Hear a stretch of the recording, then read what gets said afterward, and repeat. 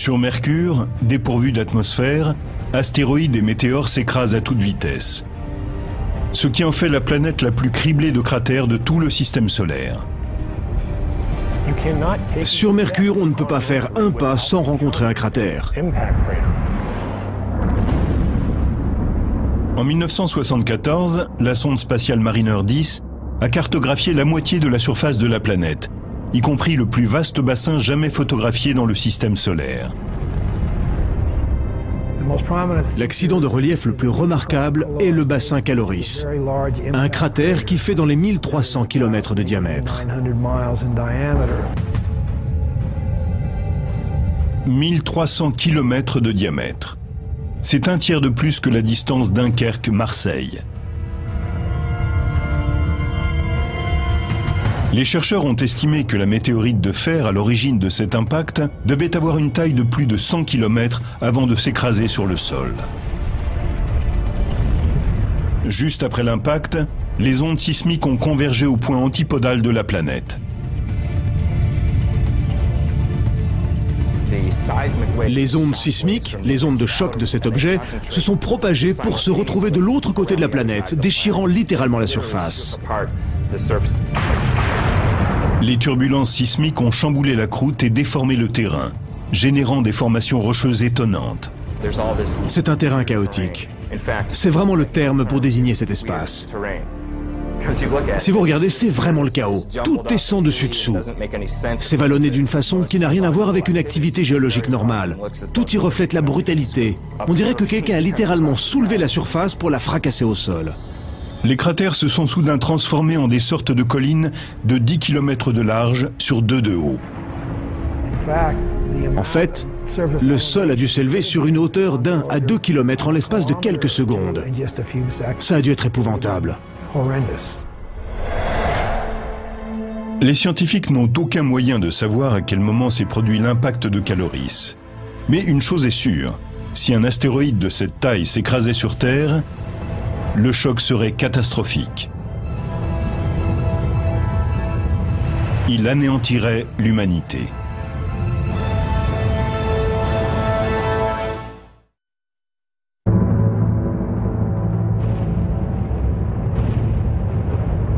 D'innombrables impacts de météores et d'astéroïdes ont laissé sur Mercure des cicatrices, des entailles et des cratères.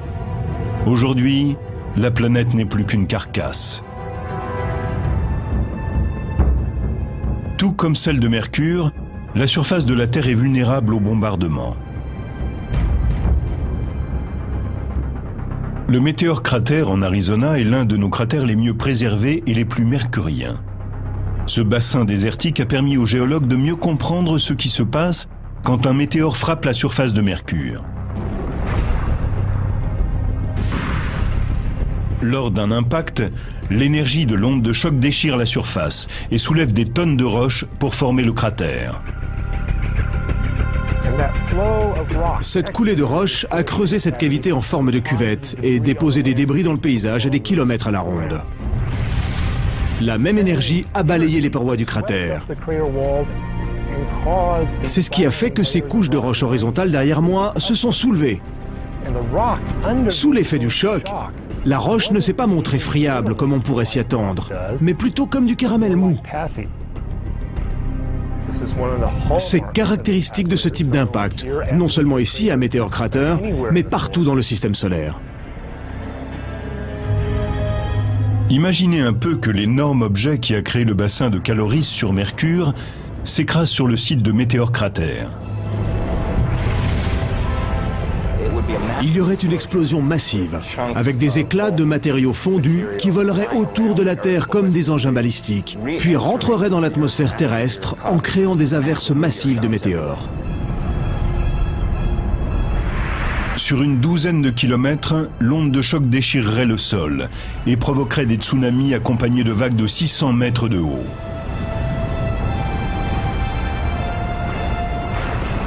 D'immenses tsunamis se propageraient et inonderaient une bonne partie des zones côtières terrestres.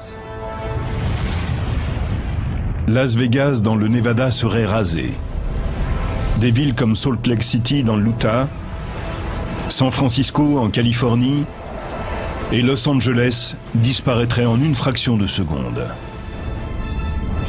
Les ondes de choc se propageraient à travers la Terre sur des milliers de kilomètres à partir du site de la collision.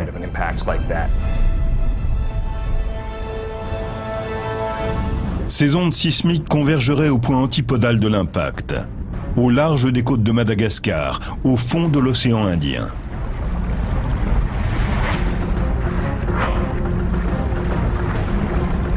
Soudain, une chaîne de montagnes surgirait du fond de l'océan, créant ce terrain mercurien chaotique. Un objet d'une taille pareille provoquerait sans doute un énorme tremblement de terre sur le globe tout entier.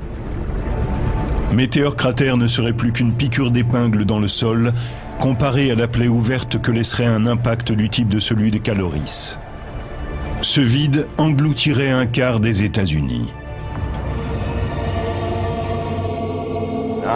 Un objet de cette taille éliminerait une bonne partie de la côte ouest des États-Unis s'il tombait en Arizona. En un instant, il transformerait entièrement la côte.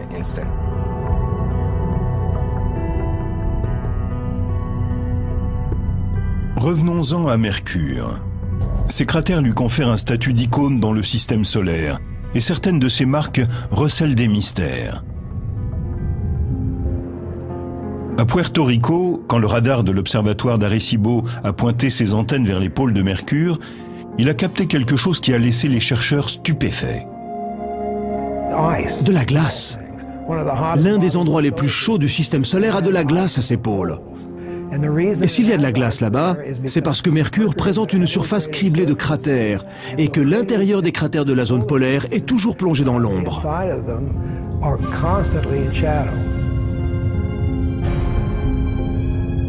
Comme Mercure est vertical par rapport au plan de son orbite, le fond de certains cratères ne reçoit jamais ni la lumière ni la chaleur du Soleil. Mais le fait qu'il n'y ait pas de source d'eau apparente sur la planète soulève une question. Comment cette glace est-elle arrivée là? Certains chercheurs pensent qu'elle pourrait provenir d'une comète. Composées de roches, de poussière, de gaz et de glace, les comètes viennent des confins du système solaire, où les températures sont nettement plus basses. Cette glace se trouverait-elle au fond de cratères qui sont en permanence à l'ombre, à moins qu'il ne s'agisse de glace recouverte d'une couche de poussière qui la protégerait des rayons du soleil? On ne sait pas. Outre les collisions de comètes, il existe un autre type de cratère sur la planète, et ceux-ci n'ont pas été formés par quoi que ce soit venant du ciel. En fait, une force de la nature a créé ces trous à partir du noyau de la planète.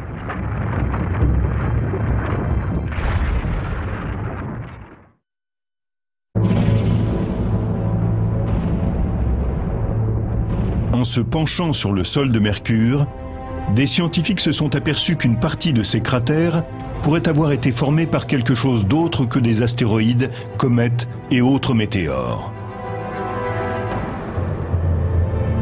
Nous comprenons bien que le processus géologique dominant sur Mercure tient aux cratères d'impact. Le volcanisme constitue ici le deuxième processus géologique par ordre d'importance.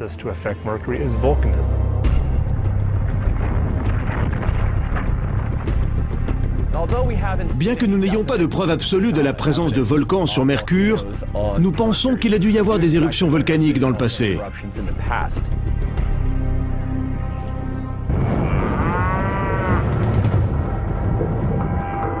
Cette prairie à vaches à 3 heures de route au nord de Phoenix pourrait avoir un lien avec le passé volcanique de Mercure.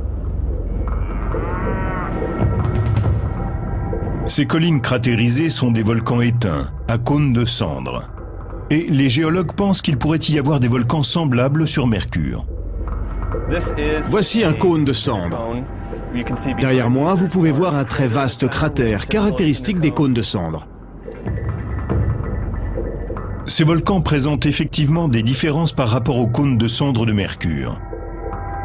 La gravité sur Mercure étant moindre, on pourrait s'attendre à ce que les cônes de cendres y soient nettement plus larges et plus plats. Les volcans entrent en éruption quand la pression que le magma exerce depuis l'intérieur est plus forte que la roche qui le contient.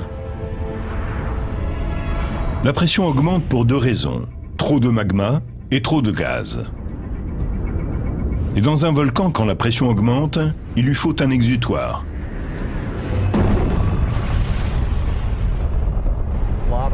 La lave remonte à la surface et sort sous forme d'éruption. Il y a une cheminée et ce qu'on appelle une fontaine de feu. Si la pression est suffisante, la lave peut être projetée à plus de 30 mètres de hauteur sur Terre.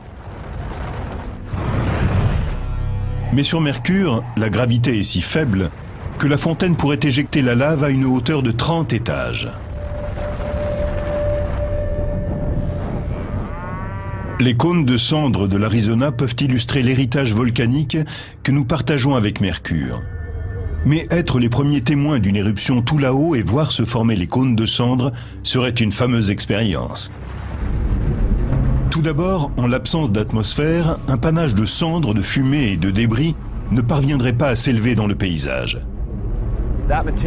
Comme Mercure n'a pas d'atmosphère, cette matière serait projetée dans le vide, c'est-à-dire qu'elle se disperserait beaucoup plus. De plus, sur Mercure, on n'entendrait pas le vacarme de l'éruption. Mercure n'ayant pas d'atmosphère, elle ne peut pas transmettre les sons. Si vous étiez sur Mercure en train de jouer de la guitare, du ukulélé ou du piano, on n'entendrait rien. Parce qu'il n'y a pas d'atmosphère pour véhiculer le son. Il n'y aurait donc que le silence.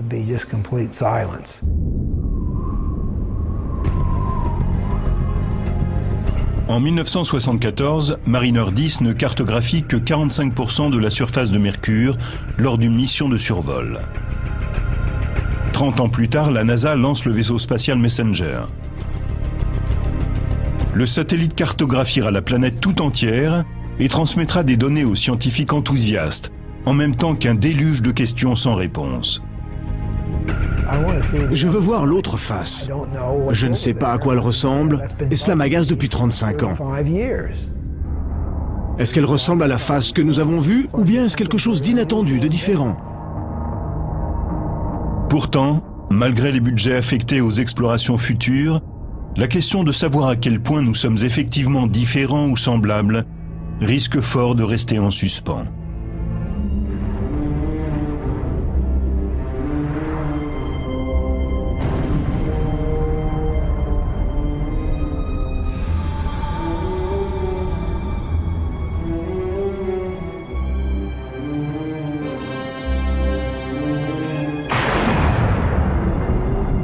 L'univers est quelque chose de tellement vaste. Et nous sommes assis là sur notre confetti. Mais nous ne sommes pas isolés. Toutes ces choses qui sont survenues sur d'autres planètes, tous ces changements stupéfiants, traumatiques, se sont déroulés en un laps de temps très court. Et cela pourrait arriver sur Terre. En fin de compte, cela nous permet de mieux savoir qui nous sommes et combien notre environnement est unique. Et combien des créatures comme nous peuvent être rares dans l'univers. L'évolution, l'exploration, le fait de prendre un tournant, la découverte d'idées nouvelles, il n'y a que ça qui compte. L'avenir sera radieux.